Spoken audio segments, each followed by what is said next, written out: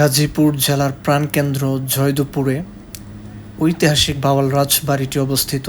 এই ভাওয়াল রাজবাড়িটি গাজীপুর জেলার অন্যতম ঐতিহাসিক স্থান এবং ভাওয়াল রাজ্যের যে মূল ভবন মূলত এই ভাওয়াল রাজবাড়িটি। এবং এই ভাওয়াল রাজবাড়ি থেকে ভাওয়াল রাজাগণ বা জমিদারগণ ওনাদের যে জমিদারি ছিল এখান থেকে পরিচালনা করতেন। এই ভাওয়াল রাজবাড়িটি মূলত নির্মাণ শুরু করেন লোকনারায়ণ রায় এবং এই বাড়ির নির্মাণের সমাপ্তি টানেন রাজা কালী নারায়ণ রায়। এটি একটি বিশাল আকারের এবং অক্ষত রাজপ্রাসাদ বর্তমানে বাংলাদেশের মধ্যে। এই ভাওয়াল রাজবাড়িটি প্রায় 15 একর জমির উপরে মূলত নির্মাণ করা হয়। এর উত্তর দক্ষিণে বিস্তৃত প্রায় 400 মিটার এবং মূলত এই ভাওয়াল রাজবাড়িটি ত্রিতল বিশিষ্ট পরিকল্পনা আকারে মূলত নির্মাণ করা হয়। এই ভাওয়াল রাজবাড়ির দক্ষিণ দিকেই মূলত মূল প্রবেশদ্বার, অর্থাৎ প্রবেশদ্বারটি বর্গাকার এবং এর 4টি কোণে 4টি গোলাকার স্তম্ভ স্থাপন করে উপরে ছাদ নির্মাণ করা হয়। প্রবেশ পথের কাঠামো এক দিকের দৈর্ঘ্য 20 মিটার এবং প্রবেশদ্বারের পরে আরেকটি প্রশস্ত বারান্দা আছে। এরপর হচ্ছে হলঘর। হলঘরের পূর্ব এবং পশ্চিমে মূলত 3টি করে বসার কক্ষ রয়েছে। তো ঐতিহ্যবাহী শাল কাঠের সিঁড়ি রয়েছে মূলত এই ভাওয়াল রাজবাড়িতেই। উপরের দোতলা বা ত্রিতল কক্ষসমূহে যাতায়াতের জন্য মূলত এই ভাওয়ালের যে ঐতিহ্যবাহী শাল কাঠ, এই শাল কাঠ দিয়েই মূলত এই সিঁড়িগুলো নির্মাণ করা হয়েছে। এর সম্মুখভাগের যে অংশটুকু এটি হচ্ছে বড় দালান হিসেবে পরিচিত এবং এই বড় দালানের পেছনে রয়েছে 100 বর্গফুটের একটি খোলা প্রাঙ্গণ এবং এই প্রাঙ্গণের 3 দিক অর্থাৎ পূর্ব, পশ্চিম এবং দক্ষিণ দিকে ছিল আবাসনের অর্থাৎ থাকার জন্য নির্মিত বারান্দাযুক্ত কক্ষ। এই বারান্দা ছিল কক্ষসমূহের দিকে উন্মুক্ত এবং বারান্দাগুলিতে করিন্থিয়াস স্তম্ভের উপর অর্ধবৃত্তাকার খিলানি স্থাপন করা হয় এবং উপরে ফাঁকা লম্বাটে নকশা, স্তম্ভে ফুললতা এবং লম্বা টানা নকশা ছিল। এই উত্তর প্রাঙ্গণের পুরো অংশ জুড়ে ছিল 59 মণ্ডপ সহ যা উৎসবের কাজে ব্যবহৃত হতো এবং এই রাজবাড়ির মধ্যে পশ্চিমাংশে রাজদিঘির সংলগ্ন দ্বিতল ভবনাংশের নাম ছিল ওরাজবিলাস এবং নিচে রাজার বিশ্রামের কক্ষ যা ওয়াহাওয়া মহল নামে পরিচিত ছিল। এবং এই ভাওয়াল রাজবাড়ির মধ্যে একটি দক্ষিণ দিক খোলা খিলানযুক্ত উন্মুক্ত কক্ষের নাম ছিল পদ্মনাভী। পশ্চিম মধ্যর দোতলার একটি কক্ষ ছিল রানী মহল নামে। আর সামনের যে বারান্দা ছিল এটি বড় দালান হিসেবে পরিচিত।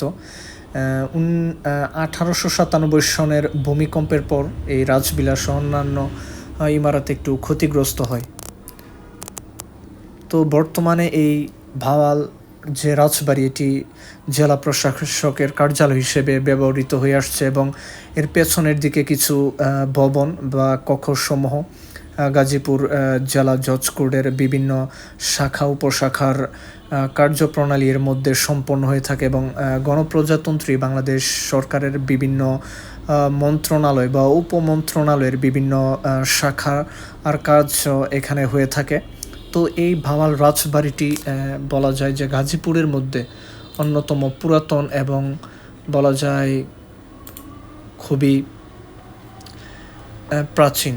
তো এই রাজবাড়িটি মূলত অবিভক্ত ভারতবর্ষের অর্থাৎ বাংলা প্রদেশের ভাওয়াল রাজ্য, যেটা আমাদের বাংলাদেশের গাজীপুর জেলায় অবস্থিত একটি রাজবাড়ি এবং এই রাজবাড়ির আওতায় অর্থাৎ এই ভাওয়াল স্টেটে প্রায় 579 বর্গমাইল অর্থাৎ 1500 বর্গ কিলোমিটার এলাকা জুড়ে, যেখানে 5 লাখ প্রজা বাস করত অর্থাৎ ভাওয়াল রাজ্যের বা ভাওয়াল স্টেটের যে সীমানা। এবং মূলত এই ভাওয়াল জমিদার বংশের রাজকুমার রমেন্দ্র নারায়ণ রায় এবং আরও 2 ভাই মিলে মূলত এই জমিদারি দেখাশোনা করতেন। 1950-এর পূর্ববঙ্গীয় রাষ্ট্র অধিগ্রহণ অর্থাৎ প্রজাস্বত্ব আইন অনুসারে এটি বিলুপ্ত করা হয়।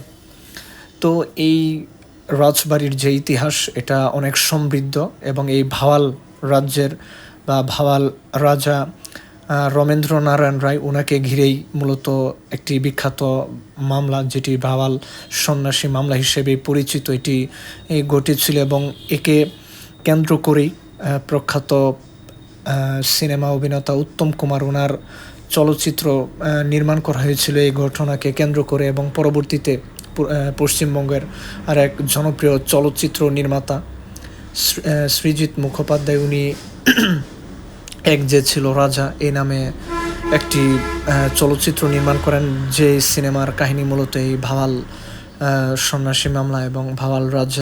এই ভাওয়াল পরিবারটি বিভিন্ন স্থানে ছড়িয়ে ছিটে থাকা প্রায় 2274টি মৌজায় প্রায় 4,59,163 একর জমির মালিক ছিলেন। এটা কি মানে কল্পনা করা যায়? প্রায় 4-5 লক্ষের মানে প্রায় বলা যায় আর কি।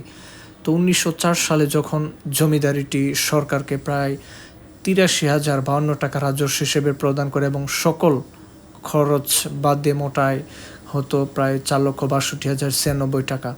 তো দেশের বেশিরভাগ জমিদার বিভিন্ন শহরে অনুপস্থিত জমিদার হিসেবে বাস করলে মূলত ভাওয়ালের যে রাজা, তিনি তার জমিদারির কেন্দ্রস্থল জয়দেবপুর, বর্তমান যে ভাওয়াল রাজবাড়ি, এখানেই উনি বসবাস করতেন এবং এখান থেকে উনি ওনার জমিদারি পরিচালনা করতেন।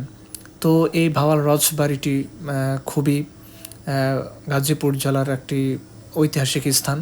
তো এই জমিদার বাড়িটি যে কেউ দেখলে আসলে মুগ্ধ হবেই, যেহেতু জমিদার বাড়িটি এখন অক্ষত এবং প্রতিটি ভবনই বলা যায় সংস্কার করে একদম নতুনের মতনই করা হয়েছে। তো এইখানে বিভিন্ন অনেকগুলো কক্ষ, প্রায় 504টির মতো কক্ষ আছে।